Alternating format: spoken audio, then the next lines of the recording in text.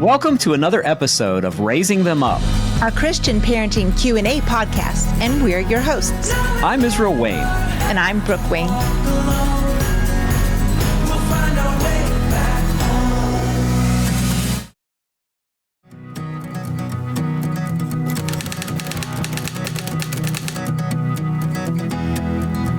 Welcome to another episode of Raising Them Up. We are going to be tackling some difficult parenting questions in today's episode. We do want to invite you to submit your own questions. And so if you want to have your questions answered in a future episode of the podcast, you can email those questions to raisingthemup@generations.org. And we also have a phone number, which is 1-800-223-6567. So our first question for this podcast is...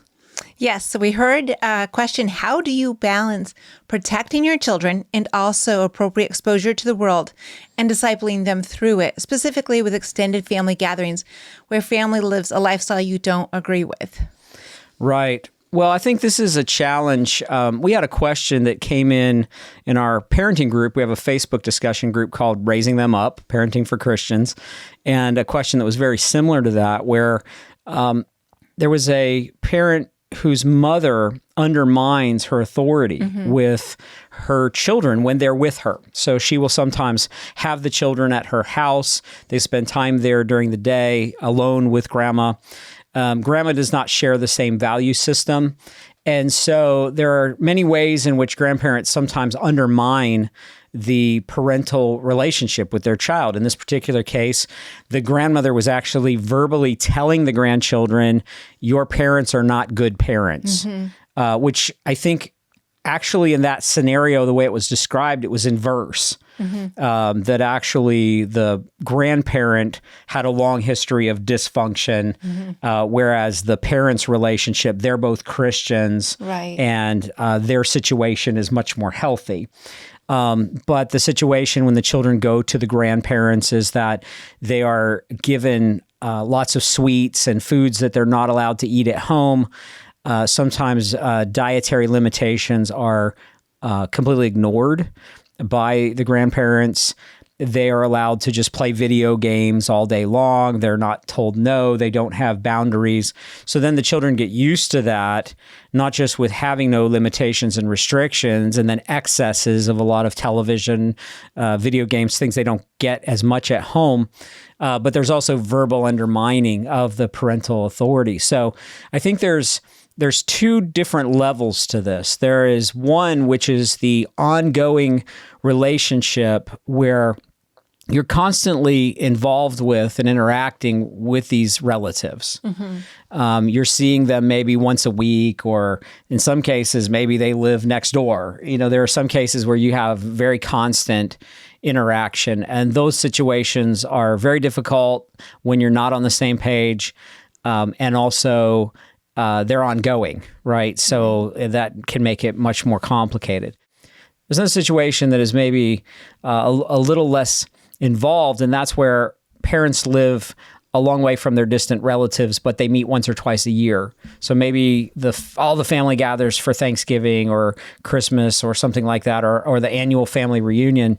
And there could be situations where at the summer family reunion, you've got the drunk uncle and you've got people swearing and just, not behaving well, or, there's those kinds of things. And so there's a question of how much do we want to introduce our children to those things. So I'm going to see if I can answer both questions, because I think both are relevant, but I think you deal with them in different ways. My view is, if this is a situation where you're seeing your distant relatives maybe 3 times a year, and it's just not something where you're interacting all the time, if you're a stable Christian family and you have moral standards in your home and you're teaching your children right from wrong, I don't believe that 3 days out of the year of them spending time with their relatives is going to corrupt them. They're going to be able to note the contrast, and particularly with a bit of gentle instruction, you can explain to them ahead of time, hopefully, but then even afterwards, if you need to, that we love our family members, but we don't approve of everything that they do. And so what we want to do is we want to be loving to them, and we want to represent Jesus well, but we also don't want to accept the behavior as being normative. So I think that children can handle that. I don't think that level of interaction is going to be substantively damaging to a child. I don't think that at that level of interaction, there's this need to say, we're not going home to the family gatherings because they're on the other side of the political spectrum from us, or they use some foul language from time to time, or whatever the issue is. The issue where you have an ongoing situation with with the grandparents, if you will, the children's grandparents, and it's a constant undermining, that becomes way more challenging. So there is several different things that I would say. The one is, of course, that you probably need to have a loving sit-down conversation with your parents or your in-laws, ideally with your parents, because I think that tends to go better than the in-law situation or the in-law dynamic. But where you sit down with your parents and you say, you're undermining our relationship with our children. You're telling them that they don't need to submit to our authority, or you're saying that we're bad parents, or you're giving them gifts that we've asked you not to give them, or you are introducing foods that we have specifically asked you not to give to our children for various reasons, health issues, or whatever the case may be. And we're concerned about this. And so we understand that you may not respect all of our family standards, and that's fine. We're not asking you to agree with every decision that we make, but what we are asking is that you respect our boundaries. And this is something that we really need you to do. And so if they refuse to do that, if they're just not willing to do that, then yeah, we have a problem. And there's going to have to be, I think, a conversation that you have with your children where you try to do two things at once. Uphold the importance of loving the grandparents. Uphold the importance of desiring positive relationship with the grandparents. But at the same point, tell them it's not right for the grandparents to undermine your relationship with us. We are your parents. God has given us responsibility for raising you, and it's not the grandparents' call. It's not their role. It's not their responsibility to make certain judgments and decisions for you guys. That's something that God's given to us. And so we love them. We want to be kind to them. We want to be respectful to them. But if they're undermining your relationship with us, you need to tell us that. But then also we may have to reposition a little bit. And so repositioning may be looking like you have to have a bit more distance. Unfortunately, not as a punishment, not as like, oh, we're going to punish you for this, but just simply the reality of they will influence your children. And so you have to give it a little bit of space. And so stepping back from the relationship and giving less exposure of the children in that environment is probably necessary. And there may be times if the situation is toxic enough, and it's hard to define what that looks like. But let's say where the grandparents are doing drugs in the home, where there's toxic boyfriends and girlfriends that are coming and going in the home, grandparents' house, or, there's an uncle who lives with them who's doing meth, I'm saying some really extreme situations, and that's close proximity to where you live. You may really need to pray about and consider moving and creating a little bit of space. So when you live in very close proximity and you're interacting with those grandparents all the time, it may be a situation where you end up having to actually move to a different location. And then your dynamic is changing, and you may end up seeing those grandparents 2 or 3 times a year rather than having your children over there 2 or 3 times a week, simply because it will undermine the relationship that you have with your children, and it will negatively influence them over time. So those are some considerations, some things that I would encourage you to do, but you want to be careful that you speak truthfully to your children, but don't oversay. And in situations where the extent perhaps of your family not being good people, You don't want to gloss over that and build them up as though, oh, these are all wonderful, great people, because sometimes they're not. But at the same time, you don't have to go overboard with overly talking about that kind of thing in front of the children, particularly when it's a situation where you see these relatives only infrequently. Yeah, it kind of reminds me a little bit of the scriptures that say, as much as lies within you, to live at peace with all people. And that may not be, that might not always be an option, which is sad. And our goal should always be for strong family relationships with our extended family, but that's not always possible. I read this by J.C. Ryle, and I wanted to share this short quote. "This is a thought that should be uppermost on the mind in all you do for your children, in every step you take about them, in every plan, in every scheme and arrangement that concerns them. Do not leave out that mighty question, how will this affect their souls?"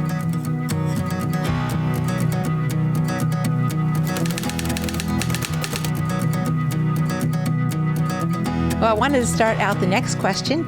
Someone wrote in and said, "My child is extremely shy. How do I encourage boldness without pushing her too far?" I smile at this because I was that shy child, and I remember being way too old and hiding behind my mom so I wouldn't have to talk to the friends she was talking to at that time.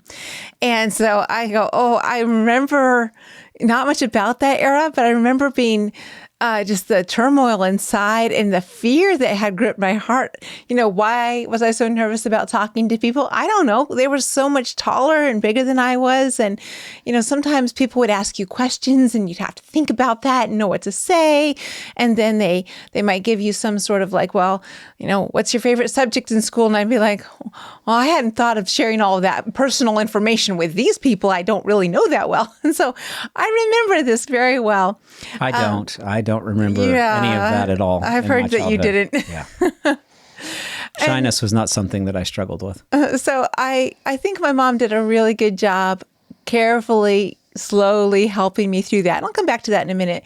But we've not actually had too many shy children. I think some of our oldest, they were introverts. And so we had a little bit of work with that when they were very young. Most young children feel a little timid around other folks, but we haven't had that be a big issue. I think for us at this point with a large family, our children aren't necessarily total extroverts, but they're much more familiar with this. So going back to my childhood, I feel like one of the things my mom did is try to talk to me when we were at home in a safe spot where I felt totally comfortable, and to be able to just say, that isn't a correct response. That's not being polite to the other people or thinking about them. And so we would do a lot of role acting.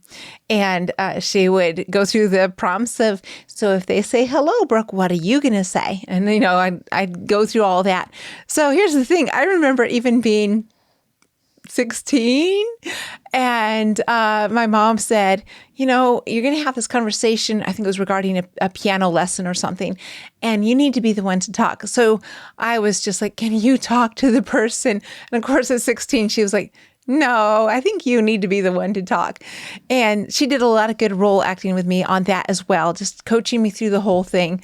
And, she did a good job if she was thinking this is ridiculous, but she did a good job hiding that and just letting me practice and even keep notes on things until I felt more confident to go forward. So here's where the Lord started working in my heart, maybe about 16 to 20, somewhere in that range, where I realized some of my shyness was an unwillingness to really come out of myself for the benefit of another. And when I started seeing that there were a couple shy people who were more quiet than I was, I started realizing, well, who's going to reach out to that person? Because I realized they weren't the ones out there and introducing themselves. And so I started slowly introducing myself to the other shy people. And it was kind of funny because in the situation, I became the extrovert and the one having to come up with a conversation and go out of myself. But it was good for me. And so I would encourage parents who are dealing with a really shy child, take two things in consideration. One, your child may very well likely grow out of a lot of this as they gain confidence, as you walk with them through that situation. But then also teaching them bit by bit, this life isn't about them, that they have something valuable, Lord willing, that they need to share with others. And that's where I want to share some passages from the scriptures that are maybe more for the parents to really take in and ingest. You may share them with your children too, here and there. But that's the beauty of parenting, is the scriptures are not just for our children. We're not just supposed to be, here's the Band-Aid, or here's the solution for you. But we also, as parents, are supposed to take in those scriptures that apply specifically, we may see, to our children, but take them in deeply. And then as those conversations come up, we can go back and reference scripture. So to help you get started on a couple, I'd like to give you a couple references and read through a couple passages that I hope you will use as kind of a platform to start having these conversations with your children.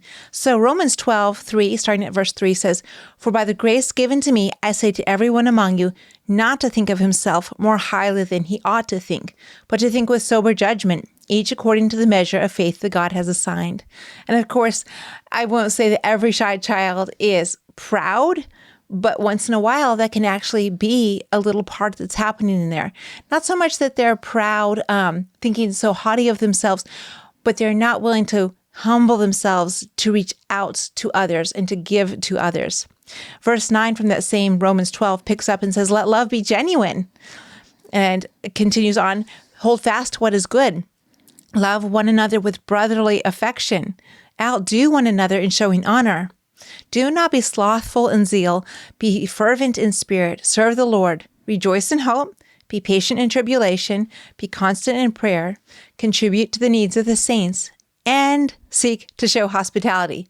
And that's where it's like, wow, that's a lot for a little child to take in. And that's why I'm encouraging parents, take these things in yourself and seek to live these things, drawing your child into a lifestyle of these things, seeking to help those who are in need. That's where a shy child can really shine, because they are a little more, they're observing things a little bit more.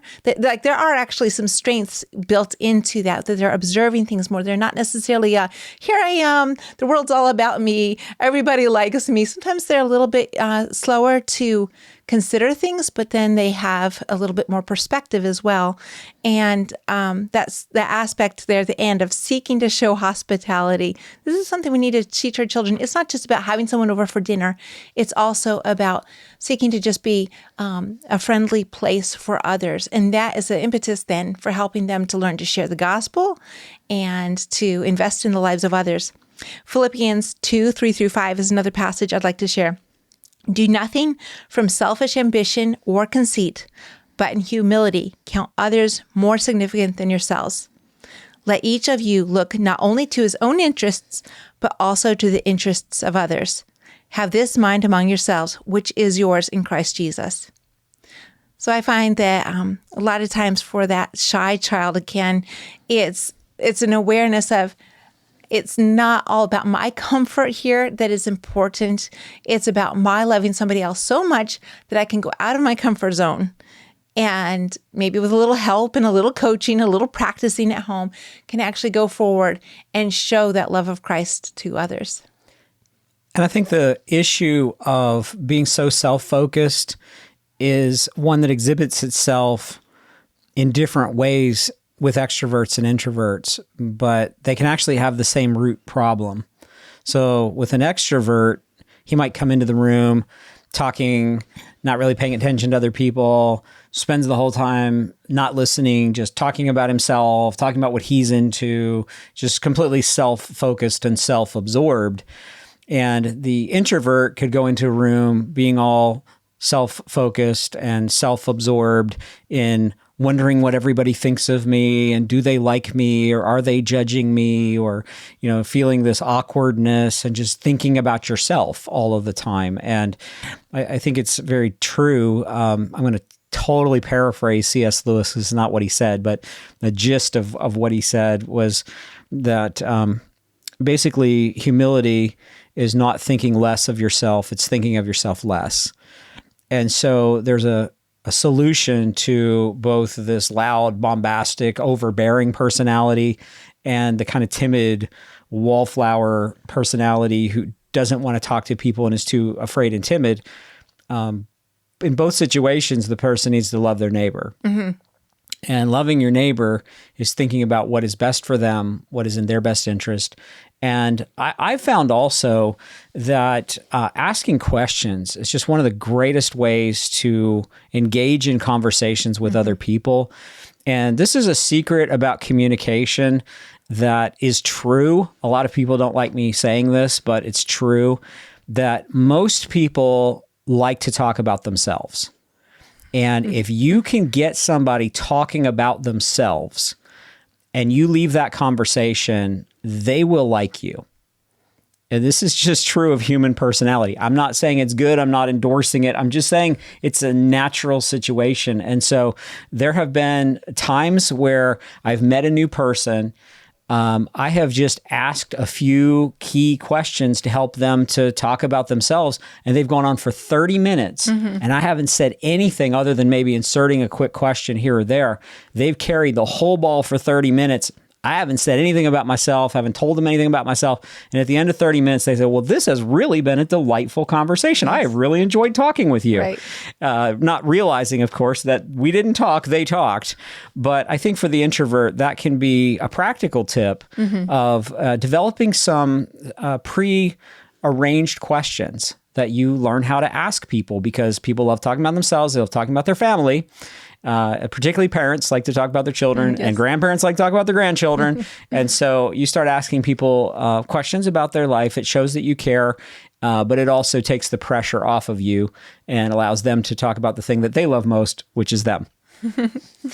You've always been very good at asking those sorts of questions. And for me, I sometimes have to have like a little 3x5 card to be like, oh, I'm going to overcome this fear. But for me, I'll say this for other shy children, it's a learning to trust the Lord that He can work through me and that He's going to use something I can say or invest in somebody else for His purposes. And having a prayerful heart on that can go a long way. So praying with our children, but then also like not making the whole world revolve around this situation, because that's not healthy either.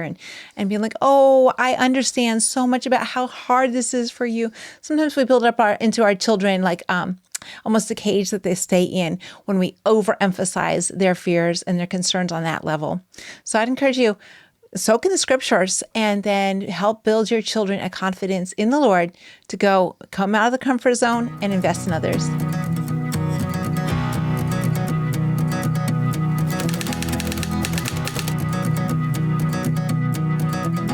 All right, we have a question that's rather complex.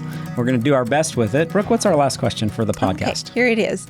How do I homeschool a difficult child? I don't mean he doesn't want to do math. I mean the kid that gets physically violent, screams and cusses, has called state police to lie to try to get CPS involved. We tried a private school as he wanted to be around kids his own age, and it was honestly a survival decision. It was more about the safety of the younger kids in the home, but it was awful, and we honestly feel like we need to protect the other children in the school. This child is currently at an alternative Christian residential camp, so things may change when he comes back home, but I'm starting to plan ahead for when he does come home, which would be about 10th through 12th grade. Maybe this will be helpful for another family going through this. So if I'm understanding the approximate age of this young person, they're about 15 years old. And I think it's important for us to realize that when a 15-year-old is exhibiting this kind of behavior, there is a significant heart issue that is going on. They are not surrendered to the Lordship of Jesus Christ.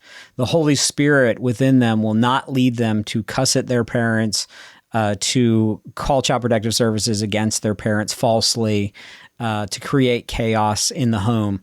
The Holy Spirit does not lead you to do that. And so this is a young person who is very committed to their own self-will and is not surrendered to the Lordship of Jesus Christ, despite whatever profession of faith they may have made. I would significantly say there's evidence that this young person is not surrendered to Christ. And so I think the main thing we have to think about is the child's soul, which is the primary concern, not necessarily the educational model. And the reason I say that is because education is not an end. Education is a means to an end. Homeschooling is not an end. Homeschooling is a means to an end. Like, he does not become a righteous Jesus-loving person if he's homeschooled versus going to a traditional school. It is a means. But at this point, it seems like he's made it really clear what path he's on and is not open to submitting to his parents and their authority, is not probably open to their counsel. And it's very difficult to teach a child who has just given themselves over to rebellion and to dishonoring their parent. And so I'm going to say that I think your primary responsibility needs to be the protection of your younger children, and your focus needs to be predominantly on their discipleship. It sounds like you've done the things that you can, having them in a Christian school as opposed to a government school where they're getting anti-Christian indoctrination. That was a good move. The idea of having them at this camp that's trying to do some remediation in terms of helping them to get through their struggles and issues, sounds like that's a good approach. Those are things that you've needed to do. You even mentioned like physical safety of other people. That definitely is something that is helpful. There are times where with a situation when it gets bad enough, you actually have to get the civil authorities involved, and sometimes a young person has to go to juvenile center. I was a chaplain for a juvenile center for 6 years, so I know a little bit about that. And what I've learned is it doesn't remediate anybody. It doesn't reform anybody. I mean, for 6 years, I never saw one young person who was reformed by going through the juvenile justice system. But what it does do is it does put them in an environment where they can't continue to hurt people. So in really, really super extreme situations, sometimes that's necessary, and that the state does bear the sword to punish the evildoer. And there are times where if this person is causing physical harm to members of the family, you may actually have to get the civil authorities involved in a situation like that. Short of that, this idea of sending them to a facility, particularly Christian run, that has some experience in dealing with difficult young people, a camp of this sort, I think that's a good move, good thing. So you'll find out when this young person comes back, if their heart has changed and if they are willing to come with humility and with a submissive heart.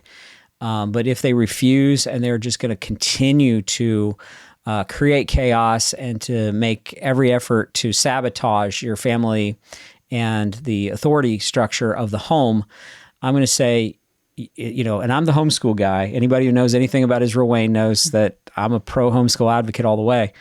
But I don't see that practically it's probably going to work for you to homeschool your child. And also, I don't know that there would be the necessary fruit that would come from it.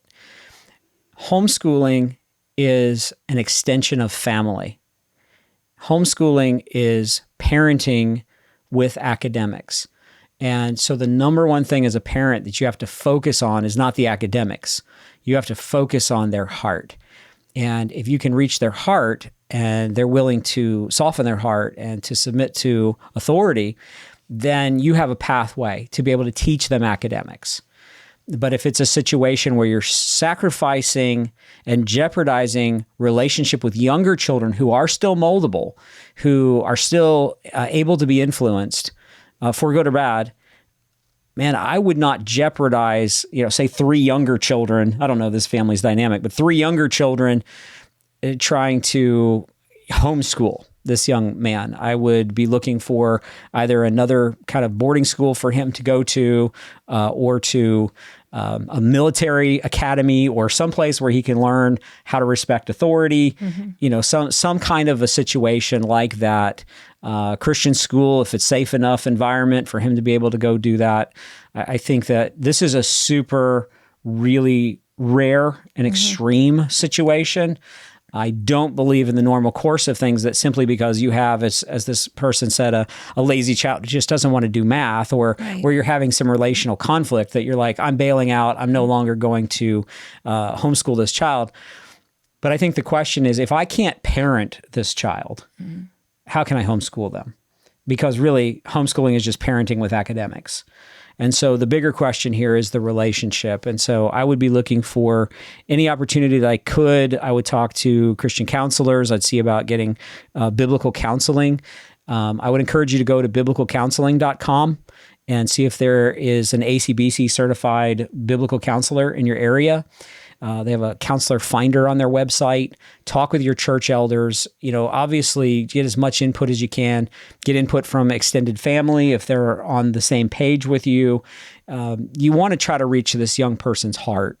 But at the end of the day, trying to get a merit badge or something because, hey, we homeschooled, I don't know if that's the greatest need that this young person needs. What they really need is they need to have an encounter with the living Christ. Right. They need a transformation of the heart. And so to definitely continue praying in that direction. But if it's a situation where the young person is refusing to submit to your leadership, that young person may not even be able to continue to live in the home, and you may have to continue to find a different living environment. And so it's a very difficult situation. I hope that our listeners will pray for this particular listener and others who are in that situation. I hear about these kind of situations quite frequently. We have a lot of people who contact our ministry, and so this is not as rare as we would like to think that it is. And sadly, homeschooling your child does not guarantee that your child is going to love Christ, is going to love people, is going to choose obedience, is going to make good life choices. It's a means to an end. And I believe it's the biblically prescribed means. And people who disagree with that can look at my book.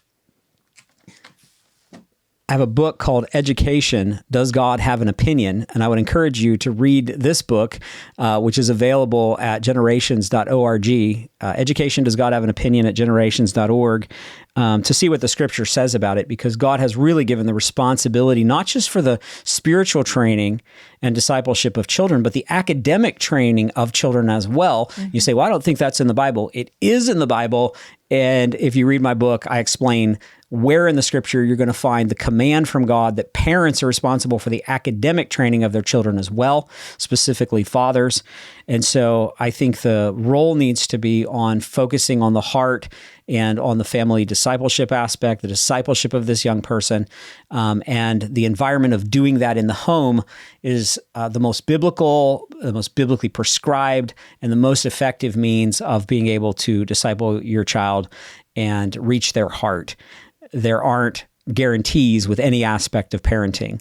And so when you find yourself in a situation like this, you turn to the Lord, you call out on God, you plead for and beg for his mercy. And then also remember that a bad chapter in your child's life is not the final chapter, and that God can and will continue to reach out to this young person, and that if they've had good seeds sown into their life, those seeds are still there. And God can still draw them to himself. It just might not be in the time frame that you would like. So we hope that you'll send your questions to raisingthemup@generations.org, or you can leave a voicemail message with a question at 1-800-223-6567. We'd welcome you to send your questions for consideration to be used on this Raising Them Up podcast. Also, we encourage you to visit our website, which is familyrenewal.org, familyrenewal.org. Sign up on our email list so we can keep in touch with you. We'll send you free parenting information. There's lots of great articles on our website, again, familyrenewal.org. And we also are thankful for the producers of this show, which is generations.org. They have a lot of great resources for the family and homeschool curriculum. So please check out generations.org and familyrenewal.org, and we will catch you next time on the Raising Them Up podcast. This has been a production of the Generations Media Network. For more information, go to generations.org/media.